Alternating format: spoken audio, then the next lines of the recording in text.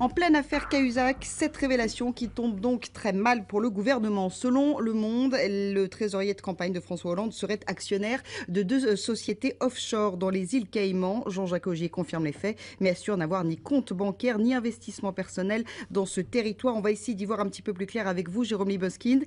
Que reproche-t-on très exactement à Jean-Jacques Augier? Eh bien, vous l'avez dit, on lui reproche d'avoir des comptes, des parts dans des sociétés que l'on appelle offshore dans les îles Caïmans, paradis fiscal des Caraïbes sous souveraineté britannique. Alors Jean-Jacques Augier le reconnaît lui-même dans Le Monde aujourd'hui. Oui, il a investi dans ces sociétés. Pourquoi? Eh bien parce que Jean-Jacques Augier, membre diplômé de l'ENA, promotion Voltaire, la même que François Hollande, ancien dirigeant de la G7, qui a fait sa fortune, eh bien fait des affaires en Chine. Rien de très sulfureux puisqu'il a monté une chaîne de librairie et une agence de voyage. Et il le dit, c'est à la demande de ses partenaires chinois qu'il a participé à la création de ces sociétés offshore. Alors il faut le dire, rien d'illégal. On peut trouver ça amoral, mais a priori ce genre de pratique ne s'oppose à aucune loi. Tout est déclaré et figure dans les comptes des sociétés dont Jean-Jacques Augier est ou a été l'actionnaire. Aucun rapport donc dans l'état actuel de ce que l'on sait avec sa fonction de trésorier de campagne de François Hollande l'année dernière. Alors pourquoi ces infos sortent-elles aujourd'hui? Eh bien parce qu'il y a un collectif qui s'est mis en place. Vous avez aimé Wikileaks qui a défrayé la chronique il y a quelques années. Vous allez adorer